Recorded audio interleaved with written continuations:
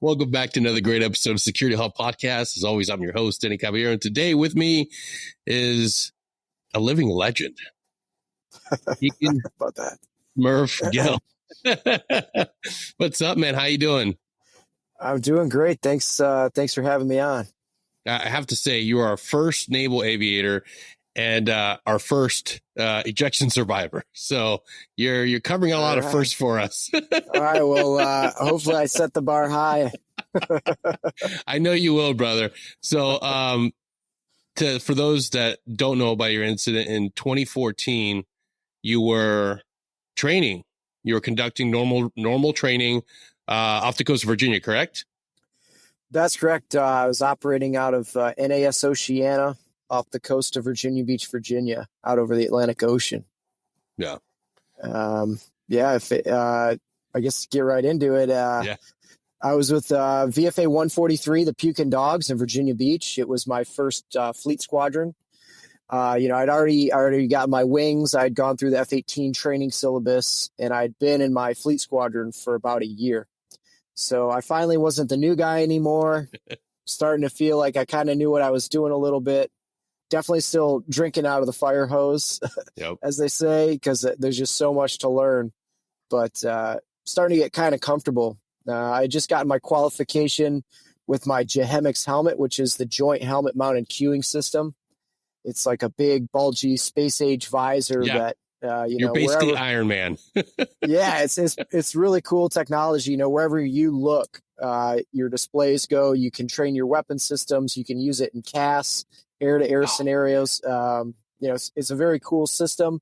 But just like any piece of new gear, when you get especially something that complex, you got to get out and use it to get used to it before it just becomes habit.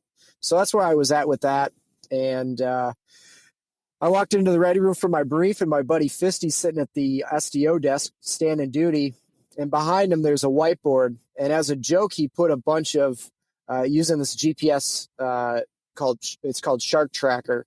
It's an app that shows all the GPS locations of all the sharks that have been tagged. And so it had all these freaking big old sharks. And he's like, "Hey, man, today would be a terrible day to eject." No. There's a 16-foot, 3,500-pound great white shark named Mary Lee directly underneath your working area. So we had a laugh about that, and then we noted that the buoy temperature out where we're going to be flying that day, the water temperature was at 37 degrees Fahrenheit, and the air temp was below freezing. So frigid temperatures. We had a really cold winter that year. And so in preparation for that, I went and got on my dry suit as I geared up for the flight. Got all that on, my Gehemix helmet, took off and got out to the working area and did a few plugs of air-to-air refueling to check an ARS pod that had just come out of maintenance. So an air-to-air refueling pod on another F-18. That all went great. Put the fuel probe back in. And then me and my flight lead, we had some extra gas, some extra time in the airspace.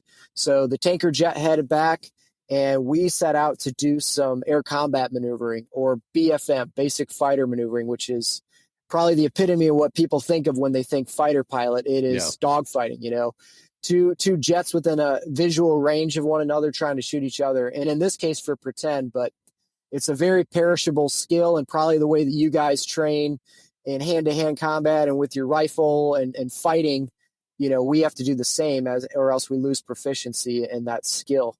So yeah, absolutely. We set up, we did several sets of it. So it's kind of like a round of martial arts. You fight until there's a clear winner or loser, or you're just in a stalemate, and then you knock it off and reset. So we had done several sets. My flight lead had been doing this for 15 plus years. He's a Top Gun graduate. So, it's like stepping into the ring with Mike Tyson or something. He's just kicking my ass. But, that's in the military. That's often how we learn. I'm sure you guys absolutely do the same. And sometimes it's the best way to learn.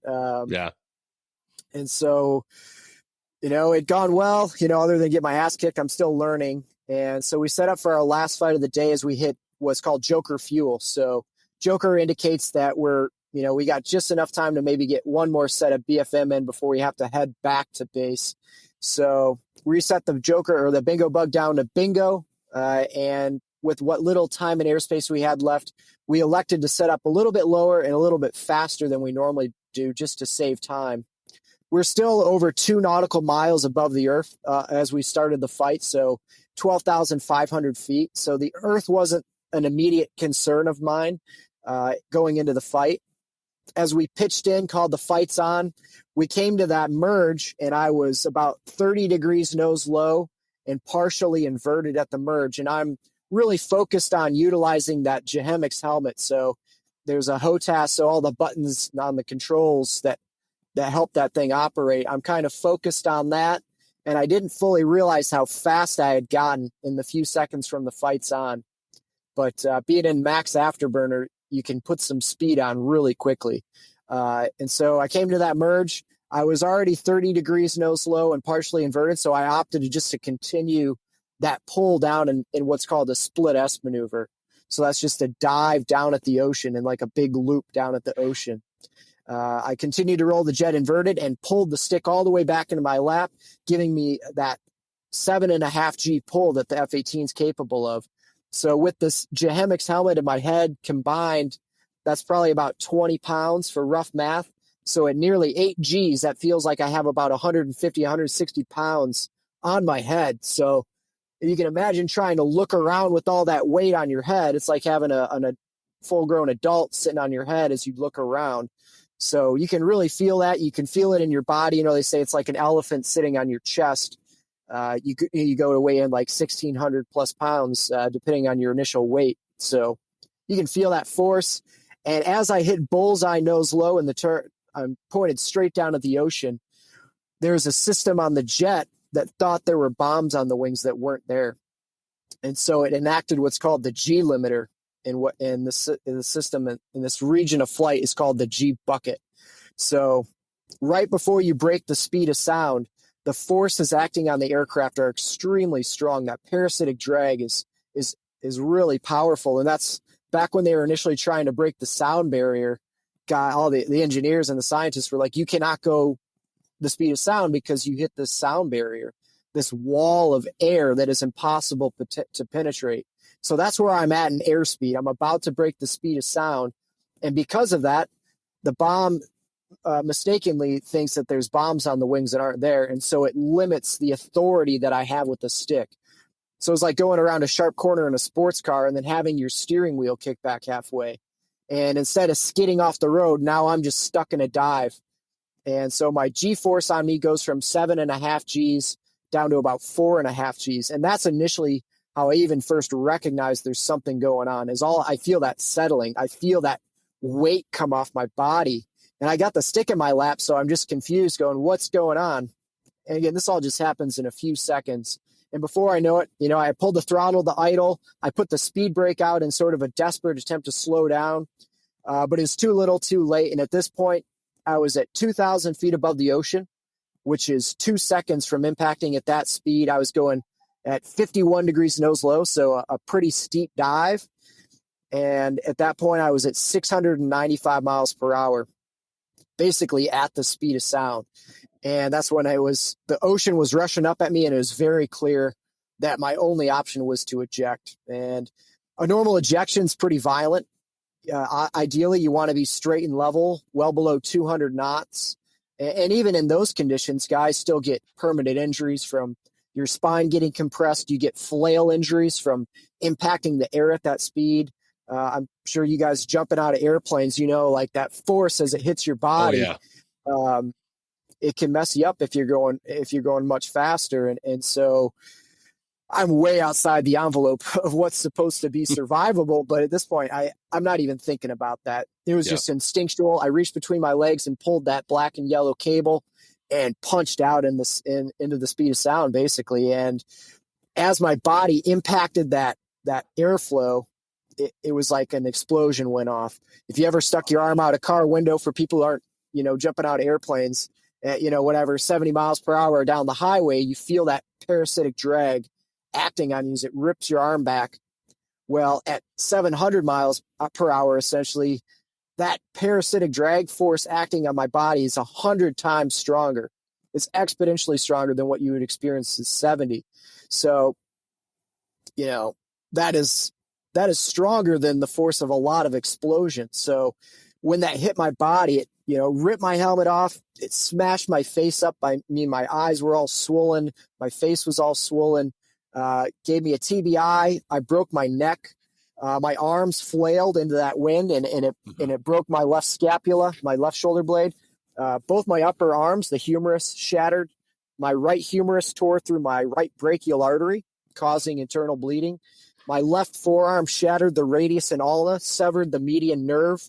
My spine compressed, causing damage to my brachial plexus, which is the nerve that innervates basically a majority of your upper body.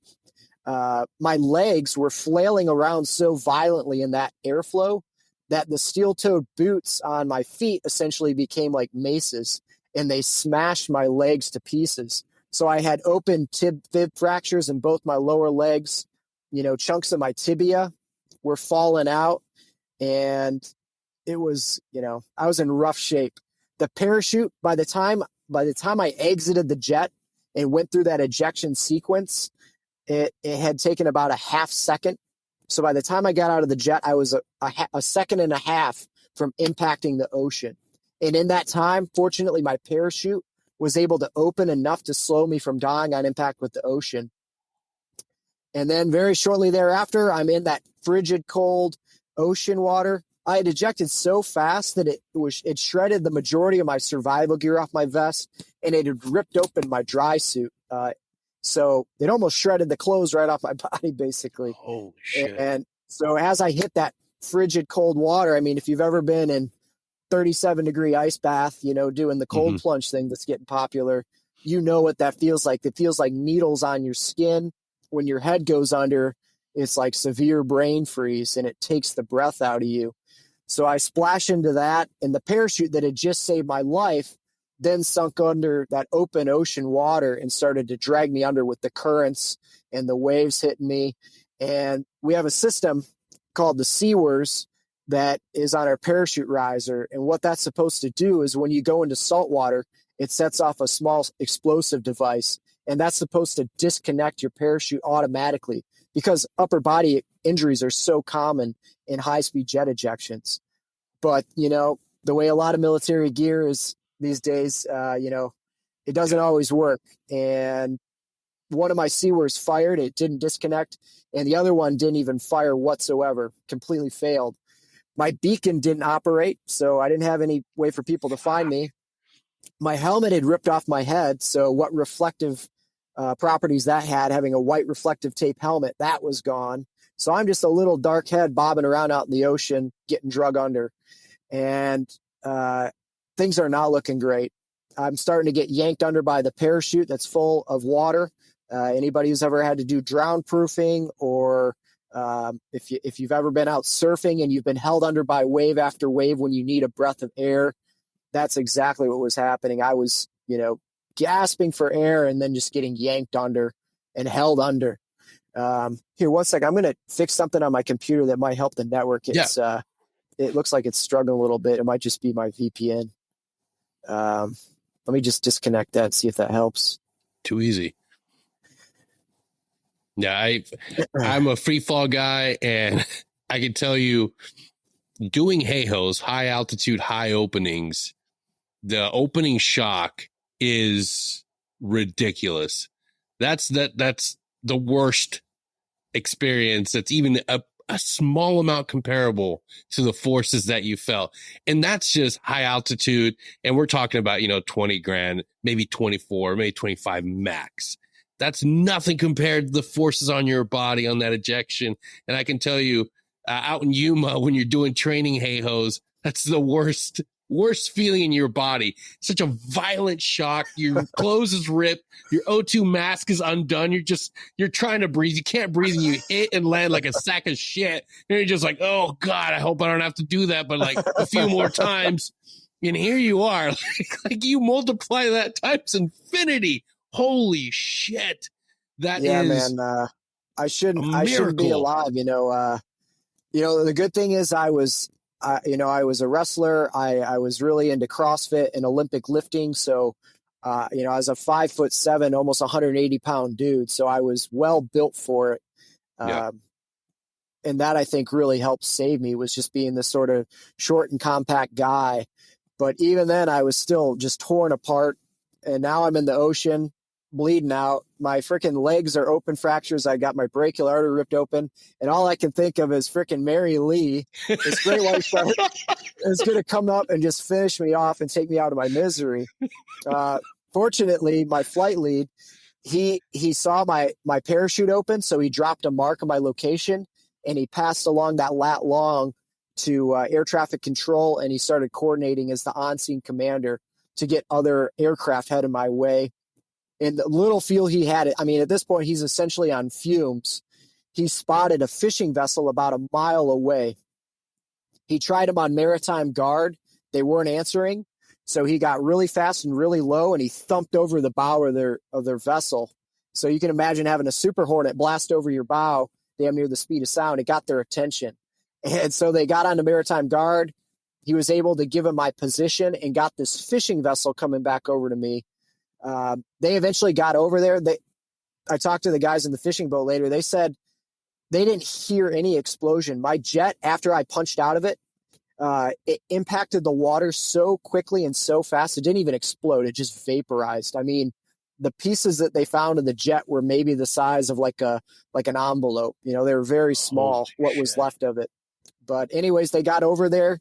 They threw a rope out to me once they found me, and it ended up just getting caught in the paracord and wrapping around my face, and it was just causing more issues. I couldn't get up and grab it, which ended up being a good thing, because had they pulled me onto the fishing boat, they said later that I would have probably died just from the trauma getting on the boat and then having to get back in the water to get taken up by the helicopter. But I continued to just get drug under. Fortunately, my LPU, the life preserver unit, automatically inflated around my neck, and that gave me enough buoyancy to occasionally get up and get a breath of air. But then it was just like cough up the salt water, get a quick breath, and then yank back down for another ride. And when you hold your breath so long that you just start to contract and you start inhaling. The guppying. Yeah. Yeah. And so I'm down there guppying and sucking in salt water, just hoping that I bobbed to the surface. But that parachute was just so strong, and I couldn't swim. My arms and legs were just destroyed. Fortunately, eventually an H-60 Seahawk helicopter shows up from HS-11 from an aircraft carrier that was operating out near my area. They showed up first. They had a miscommunication thinking I was on that fishing vessel. Their rescue swimmer jumped in and swam past me towards the fishing vessel. Now, they had been instructed to take me back to the aircraft carrier, which had that first rescue swimmer actually gotten me, they would have taken me back to the aircraft carrier, and I would have died from, they didn't realize how bad I was, and they wouldn't have had the ability to deal with my trauma. So this other Navy H-60 helicopter shows up from HSC-28. They were actually about to go do a weapons exercise, I think, with some of the SEAL teams. And the rescue swimmer on that crew, and I think maybe even some of the other crew members, just the week prior, there was a Navy H-53 Sea Dragon, one of these big, heavy lift helicopters. It had an onboard fire, and it ended up having to go down out in that same area I was at. And I think almost everybody survived the initial crash in the helicopter. But at the time, the Navy policy was anybody that's in an aircraft accident are at risk of a spinal injury. And because of that, the guidance was to put them on a backboard before lifting them up in a helicopter.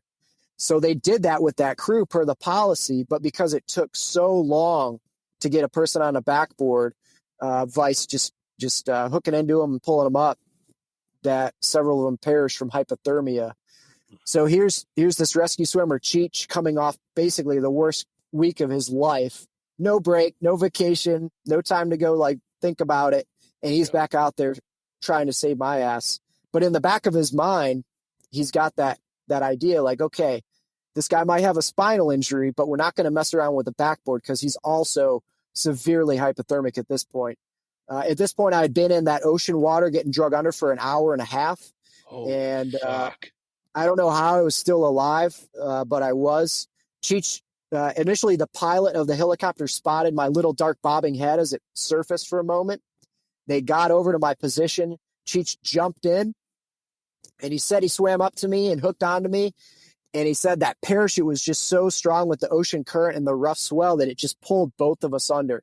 And here's, a rescue swimmer in the prime of his life. And even with his swimming abilities, he could not fight the parachute that was pulling us under. He said he had done training like that in a pool where he had been pulled under, which was one thing. But then to be pulled under and look down and see nothing but this tangle of paracord and parachute and the dark blue abyss below us, was a completely different thing. But his training just kicked in. He dove down, he cut all the paracord off that he could and got me back to the surface. And we got lifted up into the helicopter, spinning around, going up, getting blasted with prop wash. And they got me into the helicopter and headed towards Norfolk General Hospital, which is a level 1 trauma center that was about 40 minutes away. And on that ride, he said, I was in and out of consciousness, basically dying multiple times, coding as they were bringing me back, resuscitating me. One of the crew members, Joey, I think he's the crew chief, right as they got the call, he was trying to eat a meatball sub. And so when they got the call, he kind of threw it in the paper wrapper or whatever, threw it in the corner of the cab. And when they got there, this meatball sub managed to break free. And so I'm just covered in meatballs and marinara sauce. So, I'm in bad shape, but now I'm covered in what looks like just gore. So, they said it was only about 40-minute flight, but it seemed like 5 hours because they're just struggling to keep me with them. And they got me to Norfolk General, landed on the helipad. And as the hospital staff comes out to put me on the gurney, they had to explain hey, he's in bad shape here, but that's all meatball subs on the outside. So I'm going to want that back. And I'm hungry, so save it. They get me into the hospital. At this point, there's actually news footage of me still sitting up on the gurney. They said I was completely out of it at this point. I was just sitting up and screaming for help, and then I would black back out. They got me into the ER and immediately started treating me for everything they could all at once. At this point, they took my core body temperature, and I was at 87 degrees Fahrenheit core body temperature. So I should have been dead from hypothermia, but the hypothermia actually saved me from bleeding to death. They said had my dry suit functioned, I would have bled to death way before anybody got there. So just another miraculous twist in this story, but my kidneys were failing from rhabdomyosis because of all the physical trauma to my body. All that tissue damage was just overloading my kidneys. So I had to have blood transfusions, one, because I was losing blood, and I was being treated for hypothermia. And as soon as they got me stable enough, they put me into an induced coma, and they rushed me in for surgery. And over the course of the next week, I was in an induced coma while they executed over a dozen different surgeries. They had to do fasciotomies, a limb salvage procedure on all 4 of my extremities to save them from compartment syndrome. For those, I'm sure you're familiar with, but for the listeners that aren't, compartment syndrome is when you have a physical trauma to an extremity that's so bad, be it a break, a gunshot wound, just smashed up, that trauma will cause inflammation. It'll cause the muscle and everything to swell. And as that swells, it gets pushed against the fascia tissue. That's like the outer lining of the muscle. And that can cause constriction of all the blood vessels. And it can cut off circulation and cause the limb to die. So not that many generations ago, they would have just lobbed off all 4 extremities. Fortunately, with these fasciotomy procedures and having a level 1 trauma center to utilize, they were able to do those procedures on me to save my extremities. They had to do a brachial artery bypass, a vein graft to save my brachial artery. They reconstructed my skeleton at this point with a series of intermedial rods. So these titanium nails they put inside of my bones, as well as steel plates and screws. So now if you see my x-ray, I look like legit Wolverine, you know? Yeah, I was just going to say, you're now, your new flight name is Weapon X. You're Logan. Yeah, like the fun size version of Wolverine. That's me. Well, fun fact, Wolverine is actually short in the comics book. People don't realize that. So you're the perfect Perfect. casting now. Well, it's based off of me, actually. So, God, I'm such a nerd. no, that's cool to know. I did not. That's a fun fact. Yeah, man. So they did all these surgeries, really just putting Humpty Dumpty back together, and it was miraculous that I was alive to this point. They started to try to bring me out of the induced coma. They transferred me over to Portsmouth Naval Hospital ICU, and there I spent another week in a non-induced coma, as they were just like, this guy might be a vegetable. He might not come to. We don't know at this point if he's going to live at all. My family showed up. A lot of my squadron mates are there waiting to find out any news about me. And one of my buddies in the squadron, Basil, he's like, he's a scrappy motherfucker. He'll be fine. Which kind of lifted the spirits of everybody in the room. And that became my call sign. They shortened it down to Smurf, the sort of makeshift acronym. And then because it's the modern day military, you have to have a politically correct cover story.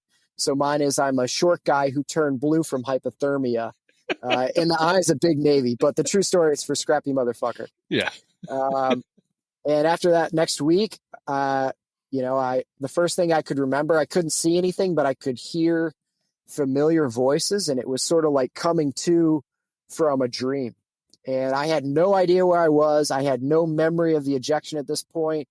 I didn't know I was in a hospital between the head trauma and all the drugs they had me on. I was just out of it. Yeah.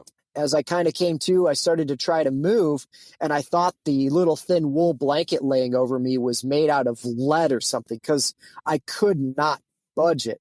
But it's because I was paralyzed.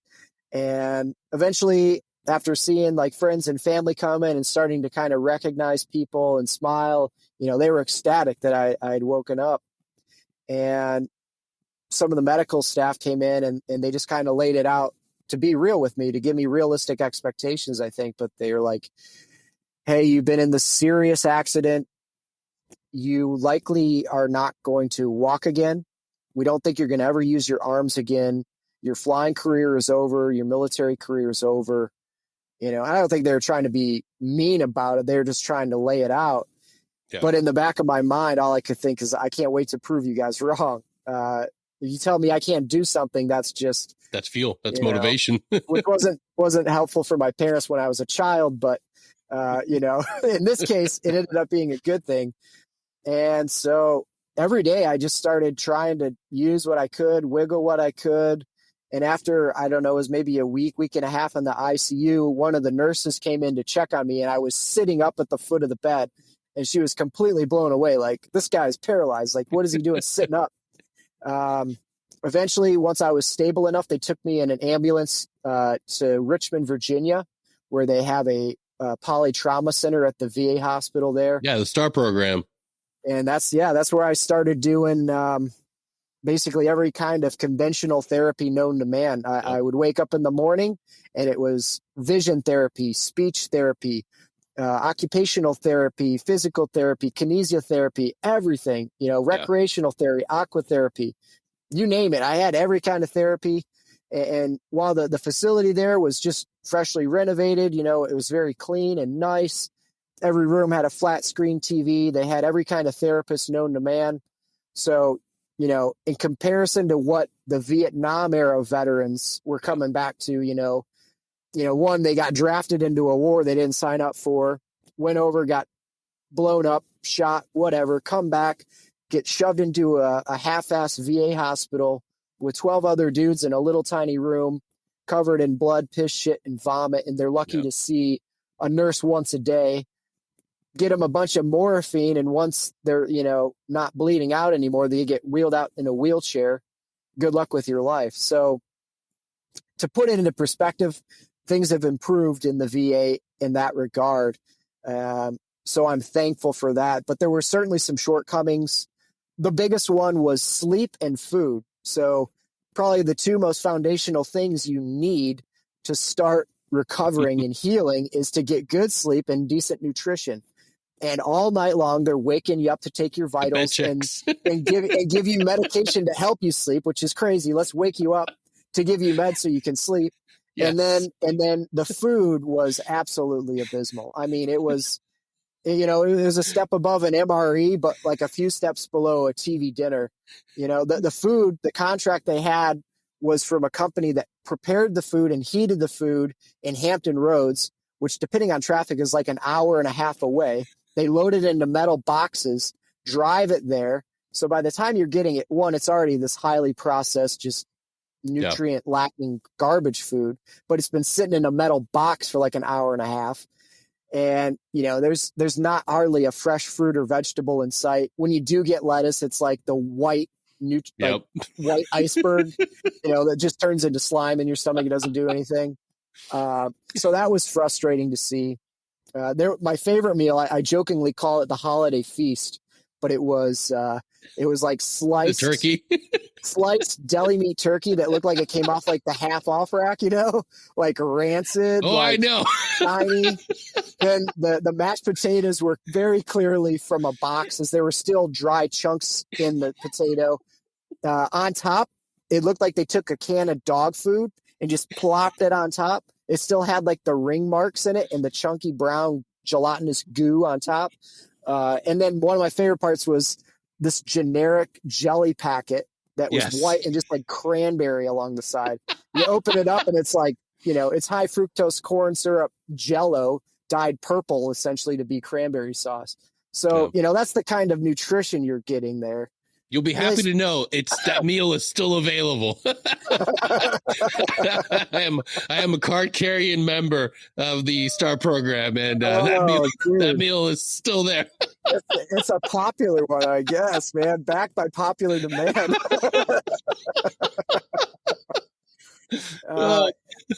While the nutrients were very lacking, one thing they had plenty of were pharmaceutical medications. They had me on just, I didn't even ever ask for them. Coming off the surgeries, I was on fentanyl and Dilaudid and some of those heavy hitters, and then transitioned over to opioids like oxycodone, OxyContin.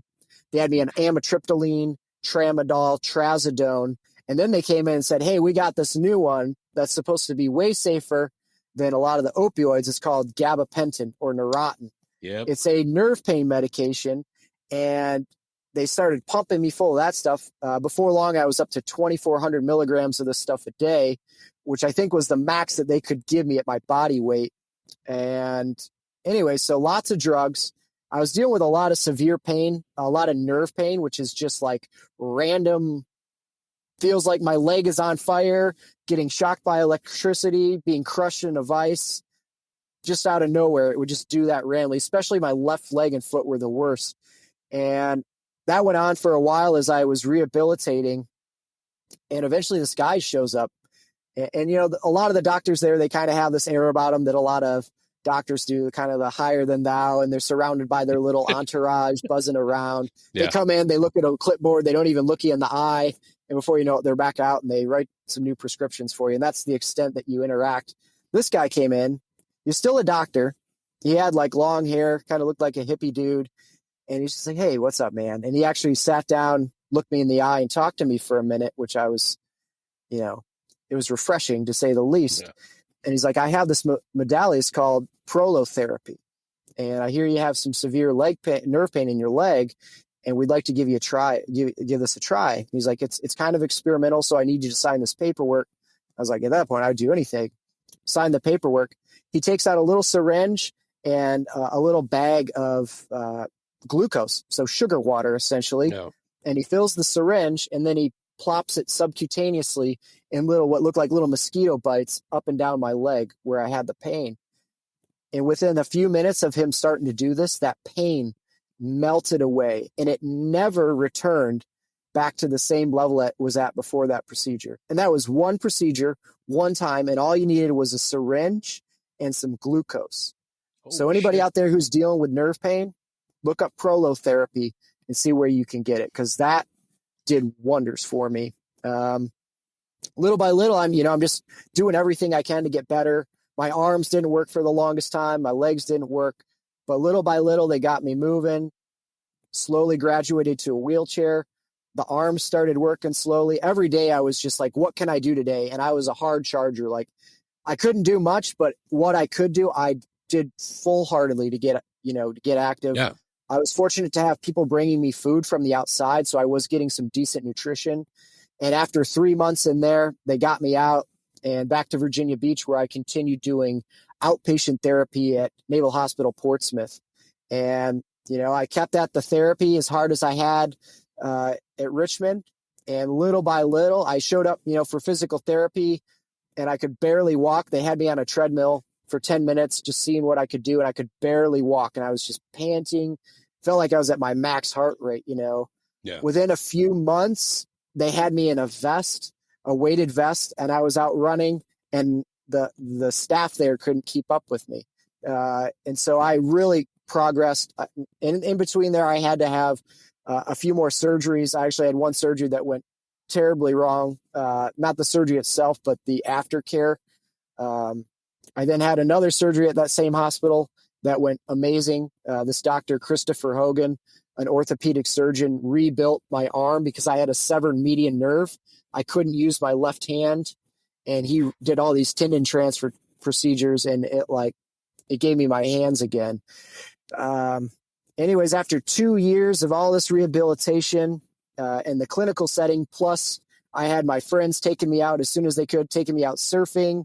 I could barely put my wetsuit on, and they got me out surfing. They took me out downhill mountain biking. My buddy Spicoli had me out.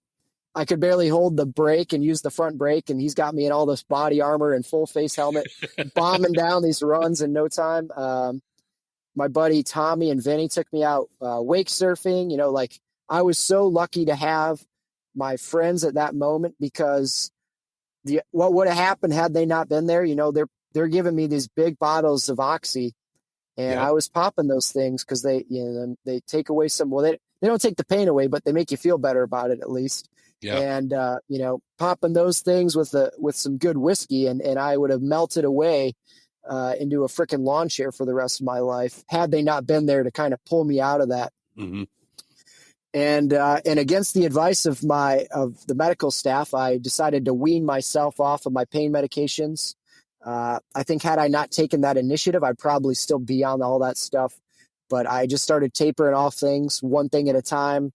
I ditched the amitriptyline and the tramadol and the trazodone. I would take it away one at a time, and then the Oxy, tapered off of that stuff, which was unpleasant. The nausea and the vomiting and the shakes and the sweats and the flu-like symptoms, and it's unpleasant. It's no joke. It's ridiculous what we've done to countless veterans, countless humans with pushing opioids. I'm after everything you went through, and you still had to battle that. And the opioids were actually the easier one to get off. The worst was the gabapentin that was supposed to be the safe alternative. And that one took me, months. And I was just tapering off very slowly. But it was freaking awful. And I felt like death for months as I slowly got off that. A lot of sleepless nights. But eventually I got off it. My friend's wife, Amanda, affectionately known as Aunt Smugs, was working with me. She's a physical therapist. I showed up the first day with her. I was still walking on a cane, and she had a Nalgene bottle, and on the side of it, it said "Patient's Tears." And so she, the first thing she did was she grabbed that cane. She's like, "I never want to see you with that again." And then I think the first workout we did was a deck of cards workout. Ooh. So, she had a whole deck of cards, and each one, whatever the value was in the face, was different exercises from, burpees, push-ups, sit-ups, runs, you name it. Yeah. She had me just in a puddle of sweat by the end. But after 2 years of all that, all those surgeries, the prescription drug withdrawals, I was able to max out the Navy's physical fitness test again, and I was crushing it. And no shit. I had to go through a FNAB because I had crashed a $89 million Super Hornet, adjusted for inflation. That's like $106 million today. And in like another year, that'll probably be like $400 million at the current rate. So I had to answer for that. And I remember sitting at, you go through all these preliminary stages of the board, and you got to do a lot of interviews, and there's, a deep investigation. This this expensive aircraft has just been lost. And it's a man-made aircraft flown by men. There's going to be somebody at fault. And for sure, I had my part in that. And I got to the Admiral, and I had to dress up in my whites and go stand tall. And I get to this boardroom, and there's a bunch of aviators on either side of this long wooden table. And we're all sitting at the boardroom, and the Admiral walks in. We all stand at attention. It's a very kind of formal feel at this moment. Mm-hmm. The Admiral tells everybody to sit down, and he sits across this long table and looks over at me. And the only question he asked me was, "Lieutenant Gill, are you fearless?" And I just took a moment to pause, collect my thoughts. And the only thing that came out of my mouth was, "Sir, I don't remember a lot from the ejection still, but I am certain what little cushioning there is on an ejection seat was puckered up in me real good." He didn't laugh. He didn't even break eye contact or blink. He just stood up and walked out of the room. And I was like, oh God, this didn't go well. And everybody kind of leaves the room, and I'm just, my thoughts are racing. Like, what did I just do? And eventually one of the more high-ranking pilots in the place calls me into his office and sits me down, and he gives me a lifesaver mint. And he passes it across the table with a smile, and he goes, "Congratulations, you're going to go back to fly if you can get physically capable of doing so." And so, that was huge motivation for me to get back. And sure as hell, I got to where I literally running circles around damn near everybody in my command at PT, just crushing it, mentally felt better. I had to go through all sorts of processes to get waivers. I had a lot of support from the strike fighter community, the medical community, and they really got me back at it. And then I got, one day I got called in by the Commodore at the Strike Fighter Wing Atlantic, and he's like, "Hey man, you're going back to flying." And so I got to go back and fly Super Hornets. So, it was like a dream come true after all of that. And I went back through some retraining. I got stationed with VFA 136 Nighthawks out in California. And this is kind of where the Disney happy ending version would probably end. But then it gets even wilder. After all that, the story gets even crazier after that. And it started off, I noted some little mental lapses I was having, some difficulties I was having studying where I wasn't retaining information sometimes as well. But what really kind of triggered it was I was on deck down at Tyndall Air Force Base doing a weapon exercise called INWESIP. And so I got to go out and shoot a live AIM-9 Mike Sidewinder missile at a drone, break off and do dissimilar air combat training, or DACT, which is dogfighting against the F-22 Raptor. And I came back from that flight. I had vivid memories of flying with the Raptor. That thing was it was surreal seeing that thing flying in the air. I couldn't believe that my life had gotten to this point where I'm flying a fighter jet against a freaking Raptor and dogfighting it. It was so cool. And I got back from the flight, and I'm reviewing my tapes, and I realized I had these massive memory lapses in portions of the flight where I was like, I don't know what happened there. And that was concerning. I went back to my hotel, got some rest, came in the next day. I couldn't really sleep that night very well. I just felt out of it. I came in the next day. I was on duty, just answering the phone, the radio, coordinating the flight schedule, just kind of struggled through the day, but pushed through. And that second night I was back in my hotel room, and I got really bad vertigo. Felt like the room was tumbling. I'd never gotten that. I was trying to set my alarm on my phone because I was flying in the morning. I could not do the math to set my alarm for the proper time. And I knew something was really wrong. My anxiety was spiked. I was having, I'm guessing it was like a panic attack. Mm-hmm. I could not sleep. The insomnia persisted, and I just had to call uncle. I knew something was screwed up. At the time, there'd been a number of incidents in the F-18 community with the pressurization systems malfunctioning and giving guys decompression sickness, which can range anything from type 1 DCS. If you're a scuba diver, you're probably familiar with this, but you come back up from depth too quickly, and the little bubbles in your blood will come out of solution. The nitrogen will come out of solution, and it can form bubbles in your joints, which is really painful, gives you the bends. That's type 1 DCS. But if you get type 2 decompression sickness, that's when one of those little bubbles gets in your brain, and it can cause all sorts of mental havoc, from, memory issues. It can cause stroke-like symptoms. And it can even kill you. Yeah. So that was one of the first things that came across my mind as this is all going on, is, hey, maybe I've got type 2 DCS. So I called the squadron safety officer. I kind of tell him what I think's going on. I tell him my symptoms, and he rushed me to Mayport Dive Base, which was just 20 minutes away from where we were at. And they put me in a hyperbaric chamber, and I spent about 3.5 hours in there overnight going through the chamber ride. Made me feel a little bit better, kind of took me out of the zombie state I was in. Yeah. But there was still something seriously wrong. And the next day, the doc there is like, hey, considering your medical history, I really need you to go see medical when you get back from detachment. So I wasn't flying for the remainder of that. I continued not to feel that great. And when I got back to NAS Lemoore, I very reluctantly went in to see the flight doc, knowing, like, I've been through this whole fight. The last thing I want to have to do is go into medical, because we all know in those kind of jobs, when you go see medical, the kind of things that can happen, you can lose all that work you put in. And so the flight doc very quickly had me go to psych.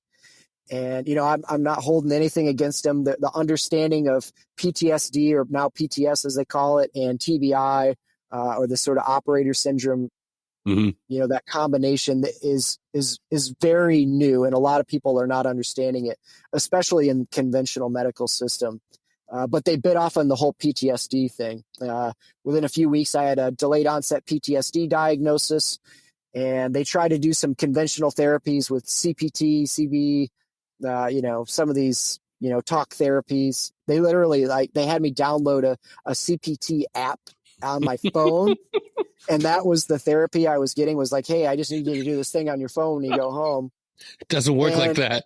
And then I went and saw the psychiatrist, and she was basically like, oh, well, I want you to just imagine, your discomfort and pain and troubles are flowers and they'll go away. And, my mindset at that point is like, what in the hell is this lady smoking? None of this works. This is not how it works. I was pretty frustrated, because I'm like, there's this very real thing going on, and you guys are labeling it as this thing, but it didn't seem to be what they were saying it was exactly. Yeah. And the way they were treating it was just frustrating, because none of it seemed to do shit other than just frustrate me. And I continued to get worse. And their option was, hey, let's put you on these medications. And that was the last thing I wanted to do, because I knew where that was likely going to go. And especially after going through all the withdrawals, the last thing I wanted to do was take more pills. But that's the advice I was getting from the experts. They're all telling me, hey, this is how we treat it. If you want a chance, this is the chance. And so I reluctantly started taking this stuff. And before long, they had me on just a low dose, I think 50 milligrams of one called Seroquel, or quetiapine, to help with my insomnia that was really persistent. And, initially it kind of knocked me out and kind of helped, because I was sort of getting sleep, but it wasn't really sleep, because it wasn't restful sleep. It was just an induced unconscious state. And before long, the hypervigilance and paranoia and insomnia that I was having just got worse and worse. And it went from that to feeling like I was in the Truman Show, like everybody was watching me and everybody was an actor. And that progressed to where I was just in a full-blown psychosis. I remember thinking that I couldn't go near the windows because some snipers were going to take me out. I was convinced I was being hunted by the government. I thought they were poisoning me and my food and my water, and that's why I felt the way I did. Well, they were poisoning me technically, but it was through a little pill that they told me was medicine. But I thought they were poisoning me other ways. And before long, I was just a mess. My wife was luckily taking care of me. She had just had our little boy, and she's taking care of a baby, and now she's got a full-grown human who can drive and escape and run around the neighborhood like a crazy person to take care of. And so it was extremely difficult for my wife very early on as this happened. And before long, I had to go through a medical board, which I describe as like the bureaucratic version of the Temple of Doom. It's like just riddled with these booby traps for people to fall through.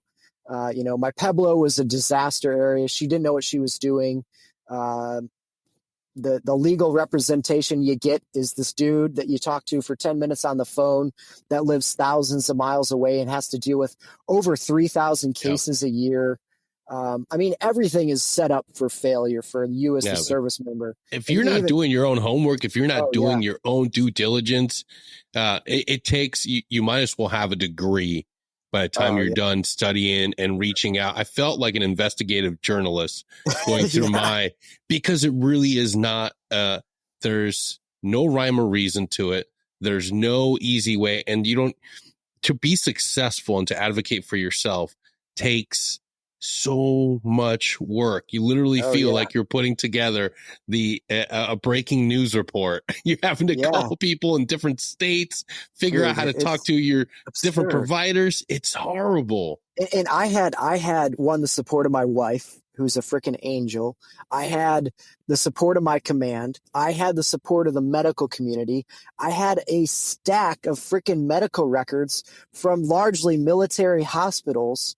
And even with all that, even with being on like the officer's side of the house, a little bit of maybe benefit that gave me, I can't imagine being like an E3 or an E4 without people on your side trying to get through that. It's impossible. Yeah. And even with everything I had, the process took over a year and a half. Meanwhile, I'm going in and out of these psychoses. My wife is having to deal with me. Meanwhile, my future is hanging over my head. My career is over. I am in a dark spot, feeling like just a complete failure because the whole strike fighter community had been behind me and I just felt I had let them down and that there was something wrong with me, that it was my fault. Like whatever's going on now, there's something I should be able to do to fix it. And I went to some dark spots, and one night even I'm laying in bed and I kept a Glock 19 in my end table just for protection. I reach into there and I take out the pistol and I start thinking, what is this going to feel like? What's the barrel going to feel like on my teeth? What is the gun oil going to taste like in my mouth? That hops number 9, what's that taste like? And as I'm thinking this kind of stuff, I look over, and fortunately my wife and my little baby boy are laying right next to me. And the only thing I could think is I don't want to wake them up. So I'm not going to do this right now. And I put the pistol back. Had they not been laying next to me at that moment, there's no doubt that would have been it. But that's where I was at. And I ended up having to appeal my case because some form got filled out wrong. And they only looked at one referred condition instead of looking at my entire medical case. And even that, the PTSD diagnosis I had, even though I was displaying symptoms of severe PTSD as defined by them, which are psychoses and everything that was going on, they only gave me a 50% rating for PTSD, which was completely screwed up. Yeah. And so basically they all got jacked up. I again had to get dressed up in my dress uniform, fly out to Washington, D.C., and stand tall in front of 3 senior military members as they reviewed my case. And I walked in, and these guys are, all just kind of heeing and hawing about. One guy's kind of thinking, oh, you're just trying to get out so you can go to the airlines. Clearly, he's not looking at any medical record that's in there. Fortunately, one guy in the group, he was this, super athletic looking Marine. I think he's a lieutenant colonel. He kind of, as the other 2 guys are kind of bickering and blonde, he's like, listen, you served your country. You got injured doing it. I think he had actually looked at my medical record. Yeah. He's like, we're going to take care of you. Congratulations. We're going to give you a medical retirement. But had that board been comprised of different people, which it easily could have, been. It could have gone the other way, and I'd be another homeless veteran living under a freaking bridge somewhere. But fortunately, it gave me the lifeline I needed. I ended up getting medically retired, eventually got moved back to northern Michigan, where I'm from, with my family. And again, the treatment was at the VA, seeing my psychiatrist. The only treatment was just take the Seroquel. That's going to make you better. And that dose just kept going up and up and up. And before I knew it, I was taking 300 milligrams a night. And I went in and the doc decided, hey, you need 450 milligrams a night because this isn't cutting it. And that's the solution. I mean, it was insanity, the thought process that was going on. And so I went up to 450 milligrams a night. And within just a few nights of being at that dose, which is a freaking heroic dose of that medication, my wife heard me rustling around one day. She came in to find me completely bare ass naked, other than a black plastic garbage bag tied around my neck like a cape. I had shaved off most of my hair. I had shaved off my eyebrows for some reason. And I thought I was going to go out into the cold Michigan snowy winter weather and fight crime like freaking Batman or something. Yeah, and that this sounds so bizarre to a lot of people, Yeah. but you're just one of many individuals that I've talked to that I know that have taken Seroquel and had the same, if not worse, reaction. And it's guys like us, guys with TBIs, guys that have high functioning, like a fighter pilot or a soft operator. You're taking somebody that is used to being in a pressure cooker, who's dealing with so much mental health issues, so much TBI, and you think, oh, well, this is what I prescribed Johnny over there, Seroquel. It'll be fine. It'll be fine. And it's not. Man. It's not. Those psychotropic medications, 90+% of the time, seem to just cause way more havoc than they help. And they might appear to be helping you in the very short term only because they incapacitate you. Yep. I mean, time and time again, like you're saying, guys like yourself in that community, I just heard of a SEAL that got put on a bunch of that crap. His wife was driving him to the hospital, and he started freaking out on the highway, got out, ran out the car door into the traffic, his wife and his little kid are watching him run around like this in a freaking semi truck, just smashes him. And then the car after smashes him. The car after smashes him. Oh, God. All because of these medications, and that being the only answer you get when you go into the VA hospital and much of conventional mental health. It is no doubt just a broken system. My wife loads me up. She drives me to the ER with my little boy, and my mom is fortunately with us. They get me to the ER, check me in. You know, I'm just completely out of it. And at this point, they put me in a plexiglass room, and I have an out-of-body experience. I mean, I think I died on the floor in that ER, and I went on just an adventure through space and time, out of body, traveling through the universe, traveling through time, seeing everything from the age of the dinosaurs and into the future, traveling through all the galaxies. And, part of it was beautiful, and part of it was just this terrified loneliness of tumbling through outer space on my own. And my mom said she came in to visit me in the ER, and this once thriving fighter pilot is now sitting there. She said I didn't even look like myself or sound like myself when I spoke. I just had this creepy grin on my face. I had the TV in the room on nothing but static, and I'm clicking the remote. And as I do it, I look over to her with this weird grin. I'm just like, do you see that? Do you see that? Do you see that? Do you see that? Do you see that? And I'm just clicking the remote. And in my mind, as I click the remote, I can go back in time and see, or I can click it forward and go into this apocalyptic future that's going on the TV, like it's a news broadcast. So I'm in bad shape. I'm feeding monsters behind the walls, crumbs on the floor. Once they get me stable enough, the only place for me to go, there was nothing in the area. So they found out I was a veteran. They go, oh, well, Battle Creek, Michigan has this VA inpatient psych facility. We can send him there. So they loaded me up on an ambulance, drove me down there. And the first memories I have of coming to in that place was I thought I was in a prison cell. I came to and I thought I had been castrated. I had nothing but a white diaper on, and I reached down between my legs and felt like this sticky blood and gore, and I was terrified. I'm hallucinating this, fortunately. Yeah. The VA is not that bad.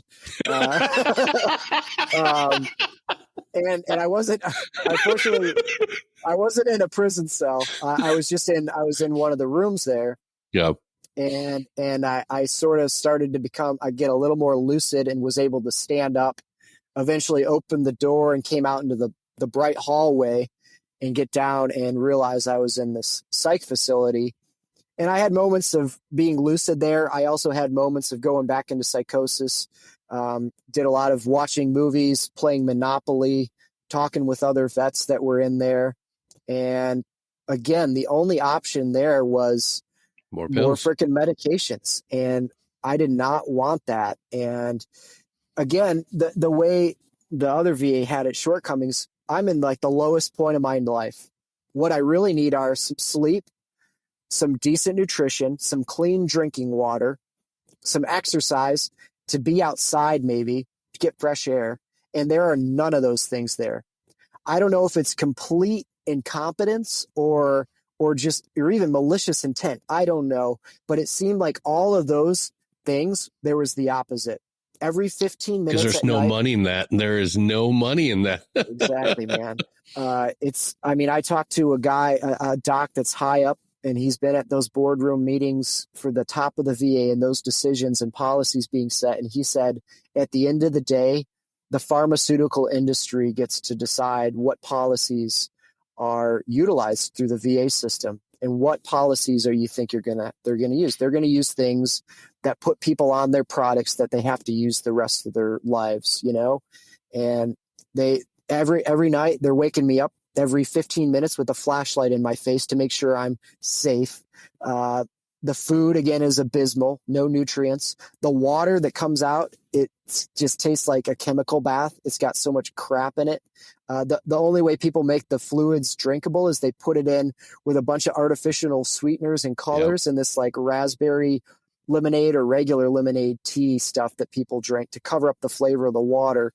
You hardly get to go outside there. And when you do go outside, maybe once or twice a week at most, you're in a concrete yard that's mashed between all these buildings. They're just so understaffed that they can't get people out more. So just thing after thing, you're not getting exercise. I tried jogging a little bit up and down the hallways, and they freaked out and didn't want me doing that. So all the things that they should be doing, they're not. And you take a guy in the operator community, in the strike fighter community, who's in the peak of their physical and mental fitness, you put them in survival school, and you deprive them of those things for a couple weeks. Yeah. Guys in perfect health are going to start having visual and auditory hallucinations and start going out of their minds. That happens to a healthy person. Now you take a guy who's already out of their mind and you do that shit to him for way longer. Okay, what do you think's going to happen? And of course, that all drives you to medication. Yeah. Before long, I started, I talked to some of the other vets in there. Some of these guys had been homeless in their struggles, and a lot of them had been in and out of prison and jail.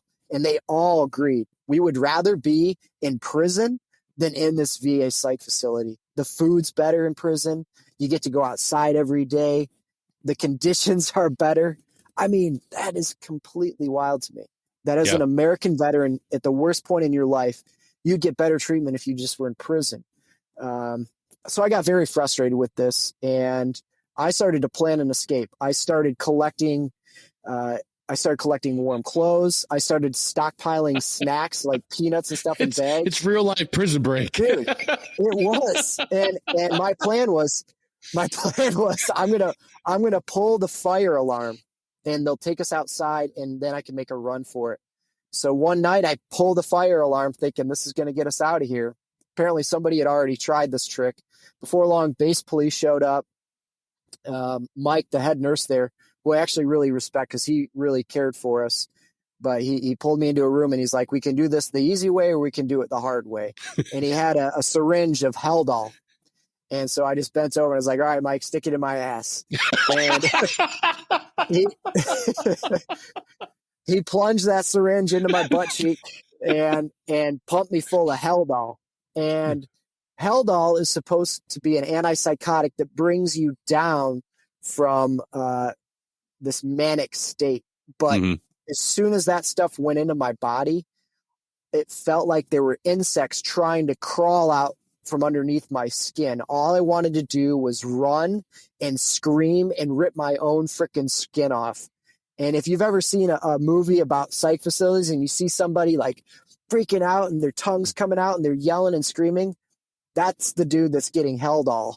And so that's what they do to you when they're supposed to be helping you. And at this point, I mean, they really broke me.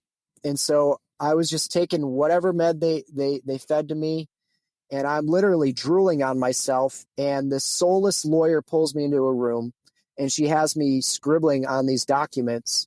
I mean, I don't even know my name. I'm just scribbling on these legal documents that ended up declaring me mentally defective and committing me to that hospital.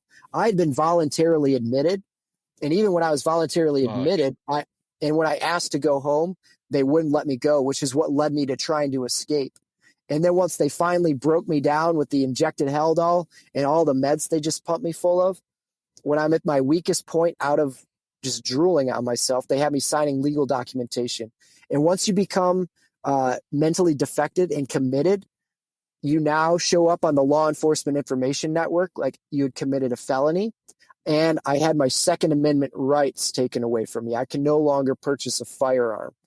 So here I am, an American veteran, trying to get help from the lowest point of my life. And instead, I got drugged against my will, held against my will, and then had my constitutional rights stripped from me. Fortunately, I had my family there advocating to get me out, and they were eventually able to get me out of there and bring me back home. And it took me another 6 months or so for me to start coming out of that psychosis. And after that, I was just not the same person. My wife was, we were on the verge of divorce. Yeah. I was just angry all the time, short-tempered. I was dull, toned, like just dead inside. I could barely do the dishes. Was like an overwhelming task for me. And again, guess what the answer was? More freaking psych meds. More psych meds. Here you go. All day. And I got to this point where I knew I was just desperate to do anything. I was either going to kill myself or I was going to end up divorced, living on the street as my family just freaking dropped me off because they were just, I was a mess. And I started, in the little mental capacity I had left, I struggled through the book, How to Change Your Mind by Michael Pollan. And that's all about the use of psychedelic medication for the treatment of mental health. And I could read a paragraph and I'd forget it. So I don't know how long it took me to stumble through that book, but I at least got enough takeaways from it to realize maybe this was a choice. Yeah. And of course, the VA just wanted me to keep doing the meds. Even my own family was like, I don't know that you should do this, but I was just like, I'm doing it anyways. I found a guide and I was able to do a guided psilocybin session. And I came out of that and I wasn't all better.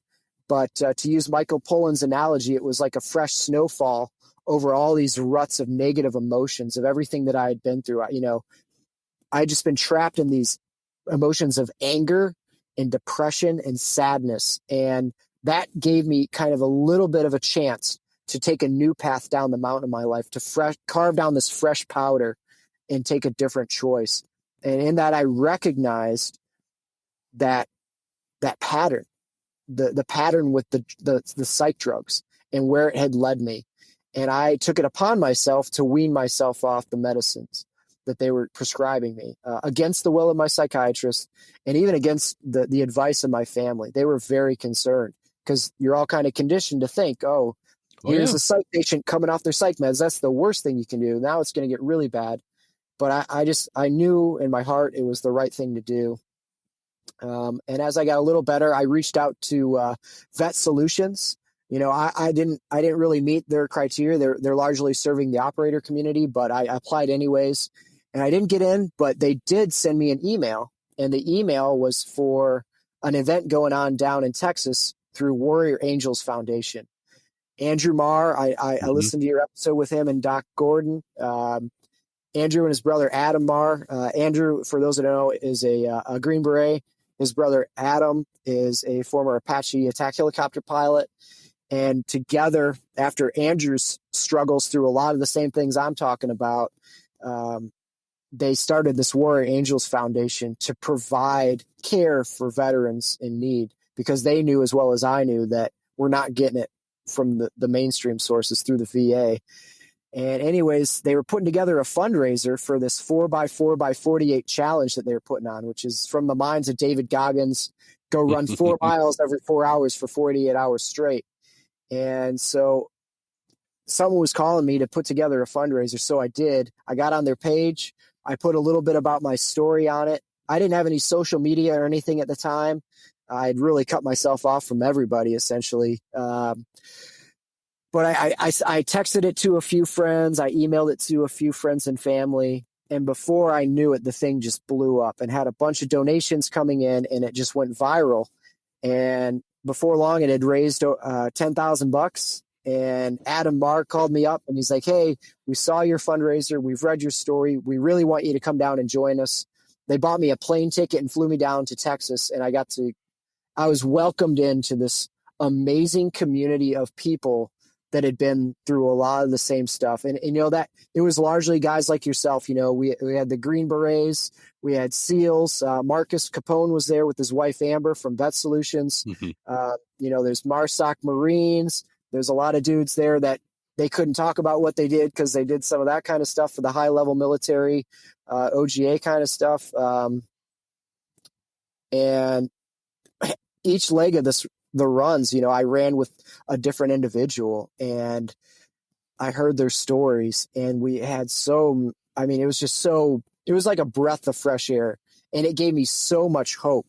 And we did a ceremony there with the Native Americans that really, it was some powerful stuff. This was ancient Comanche warrior land that we were doing this on the edge of the Houston National Forest.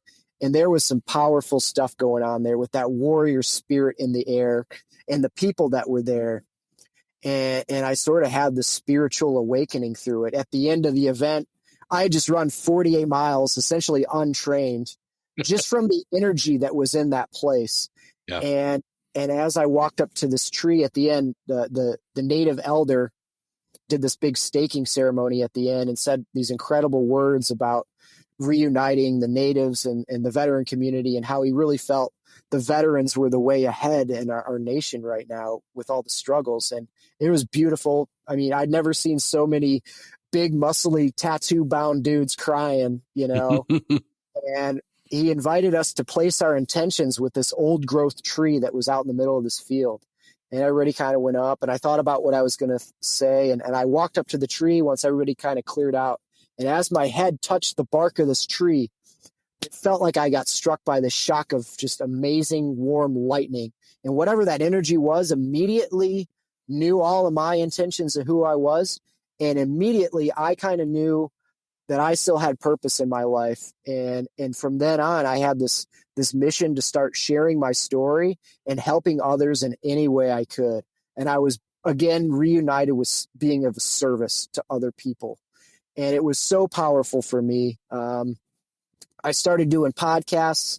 I started putting together some social media. And before I knew it, I got invited by Jesse Gould was at the event too. He's the guy who runs, he's a former Army Ranger that runs Heroic Hearts Project. Mm-hmm. He invited me down to Peru where I did a week-long ayahuasca retreat. And man, that was just the next level of spiritual awakening and beauty and healing. And in this world of psychedelics, whether you believe in the spiritual side or not, just the physiological benefits of what these medicines do to help your brain regrow and decrease inflammation. Warrior Angel Foundation, through Dr. Michael Lewis, got me on a nutraceutical protocol. Dr. Mark Gordon also works with them, and he does the same thing for people. Mm-hmm. But they did a blood panel, which was the first time I had an extensive blood panel ever done. And which is crazy. It's like trying to diagnose a broken vehicle, but you're never plugging it into a computer.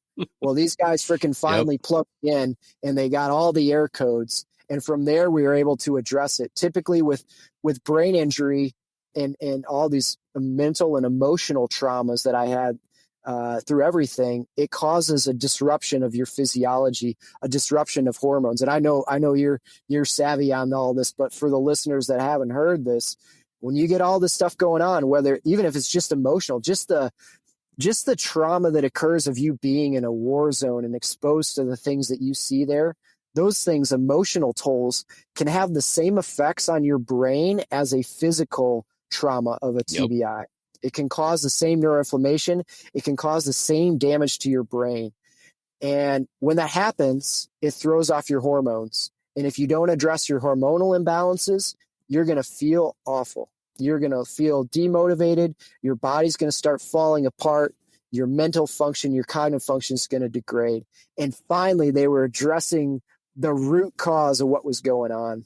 Absolutely. That's the same with us. The fact that we have these guys that are basically taught, trained, molded into being the best of the best, and you throw them to the meat grinder, you throw them against the wall, you give them like a week to 2 weeks, all right, refit, rest, refit, and go back at it, and you do it over and over and over and over again. And one of them raises their hand like, hey, I think something wrong. Can I get a blood test? Like, we don't have money for blood tests. What are you talking about? Blood tests. It's craziness. It's always on the backside. It's always once we're done and we start asking the questions like, am I supposed to be feeling this tired? Am I like, I used to be able to push through a workout. I used to be able to fight through and I can't do anything. I get home and I'm dead. I'm done. And there's so many things that we don't realize are connected to our hormones, the blood work. And it's just like, they're so quick to say, no, here's this pill. Take the pill, you'll be fine. Take the pill, you'll be fine. And even when they do the blood work at the VA, they did a blood panel, but it was just a few things. And then they compare you on this scale that's comparing you to like 85-year-old dudes. Yes. And you're like, oh yeah, your testosterone's like 150. So, it's not that bad. You're not that bad. Yeah, so you're like, fine. It's like, okay, that's not where my testosterone should be as a guy in his 30s. Like, so even when they do those tests through the VA and a lot of conventional places, they don't even compare it to the proper scale.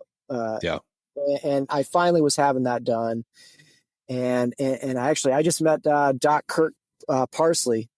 He's done a lot of work in the SEAL community with the same stuff we're talking about, because he was frustrated the way things were being done. He basically lost his career trying to implement the stuff we're talking about to the operators in the SEAL community during his time, and he lost his career. And then a few years later, guess what? They freaking called him back.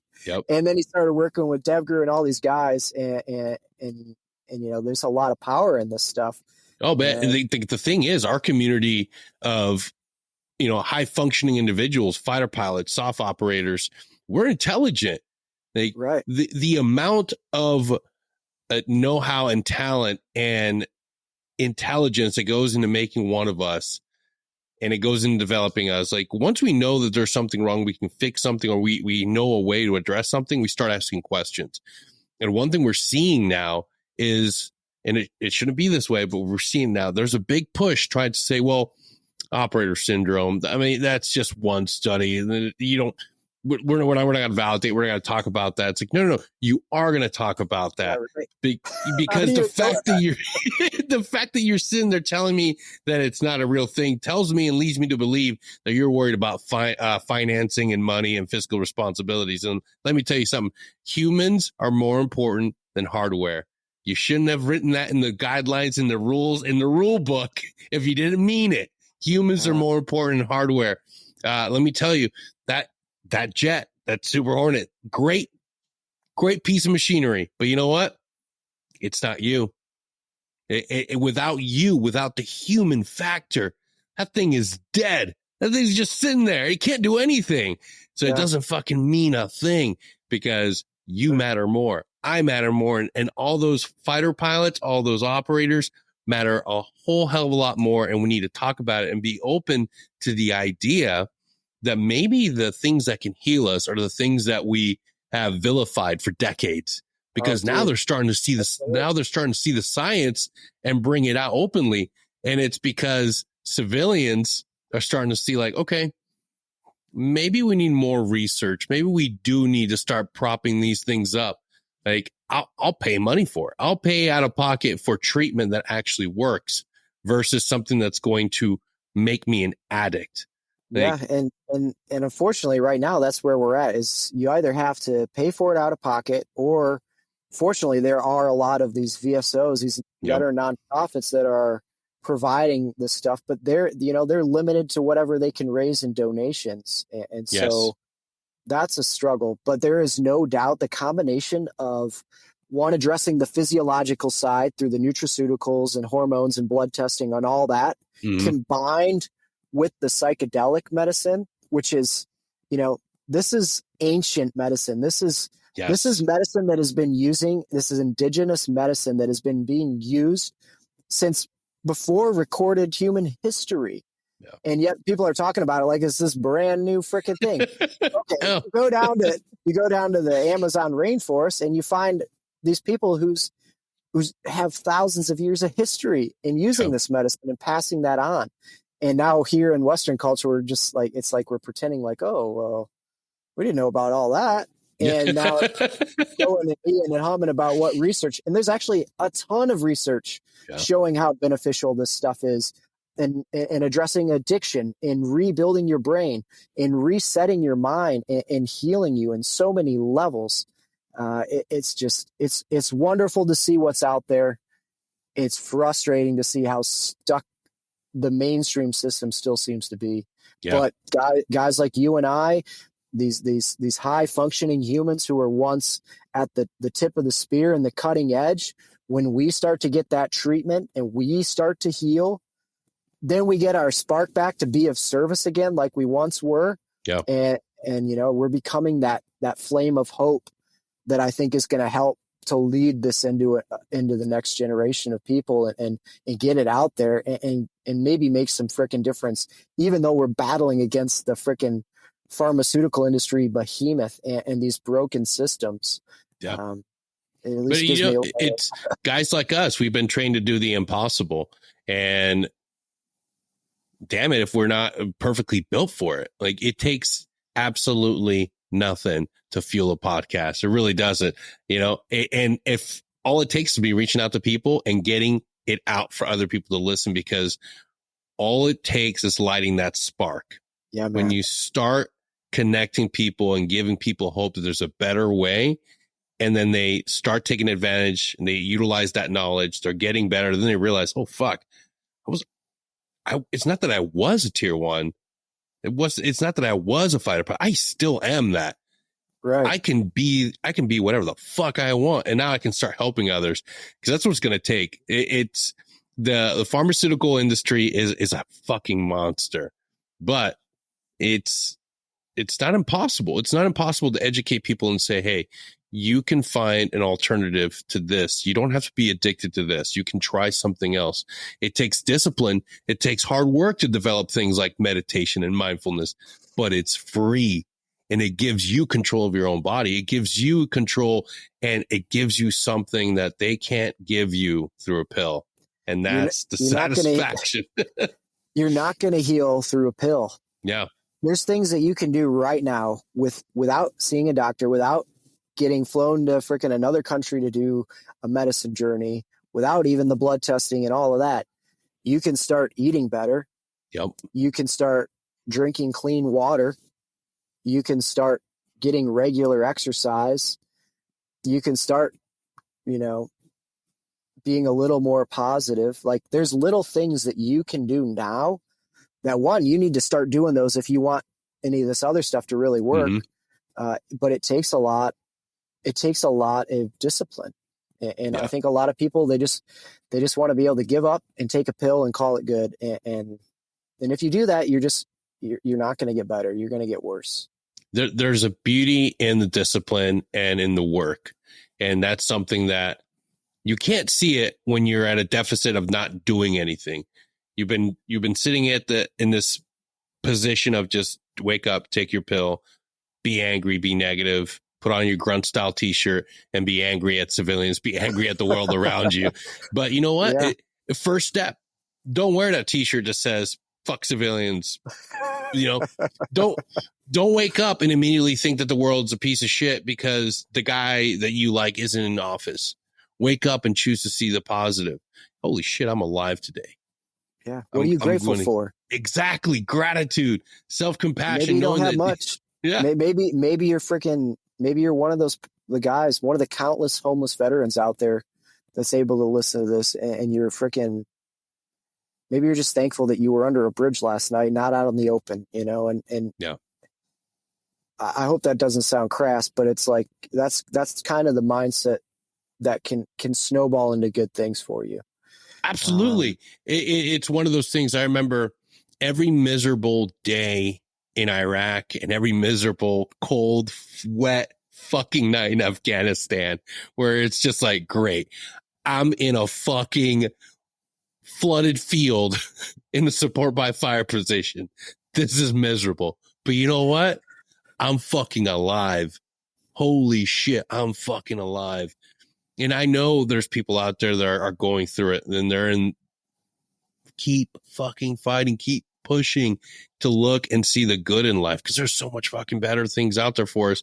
We just got to keep moving forward. Every day, wake up and move the ball a little bit forward. Keep fighting for those inches. Keep fighting for the inches and keep that spirit of optimism alive, because the moment you just say, fuck it, this is miserable, that kid that you were back in Iraq, or that kid you were back in Afghanistan that fucking just knew that he could make it through anything, you're letting him down. Don't let him down. You made it through all that shit. You made it through all that horrible shit. And yeah, you're fucking fighting and still going through it. Live to fight another day. We can fight. We can make it through there.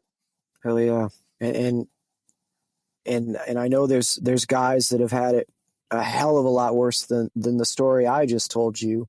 Guys that I know, I talked to a Marine. He had been on multiple combat tours. He had been shot, came back, got a Purple Heart, rehabbed, went back, got hit by an IED, came back, rehabbed, went back, got hit by an RPG, lost his leg, dude with 3 Purple Hearts, just highly decorated dude.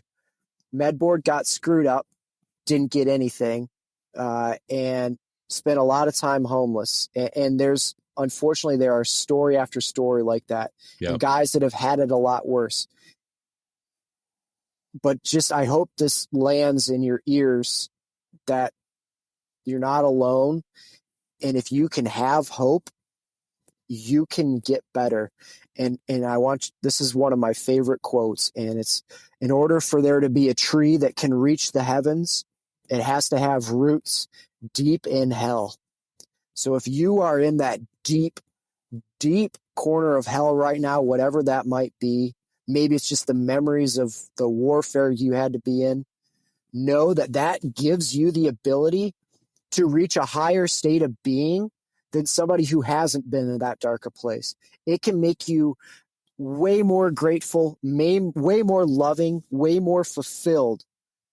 But you got to push through where you're at now. And I hope that you hear this. And I'm so thankful for you having me on and what you're doing, because we are so fortunate. Our generation of veterans is so fortunate that we have these podcasts, that we can actually talk about this stuff and it can be disseminated to a wide audience, because the Vietnam era guys sure as hell didn't have that. Oh, they God, had no. just a few news channels, and you can be sure as hell this wasn't on them. And those guys, you know, they turned to alcohol and drugs, and they were alone and cut off and getting spit on. So I'm grateful that maybe we can start to change things, not only for this generation, maybe for some of those guys even that are still around, and then hopefully in the future to make it just a little bit better. The way the VA has improved from the Vietnam era. It's still got a long ways to go.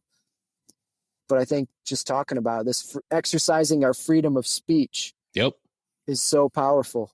And through peer-to-peer support, which is a perfect time for me to bring up that every Thursday night from 7 p.m. Central Standard Time to 8 p.m. Central Standard Time, you can dial in to our peer-to-peer support group. All you got to do is go to our website, go to the events, click on Thursday night Security Halt support group, and you can dial in and hang out with us.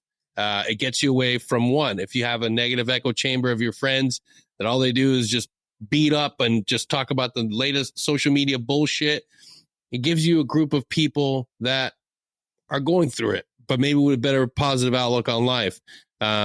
We talk about resources. We talk about everything. And sometimes we just bullshit and have a good time and laugh, because that's the one thing we all enjoy. And a lot of us miss about being in the military and being active duty, having the camaraderie.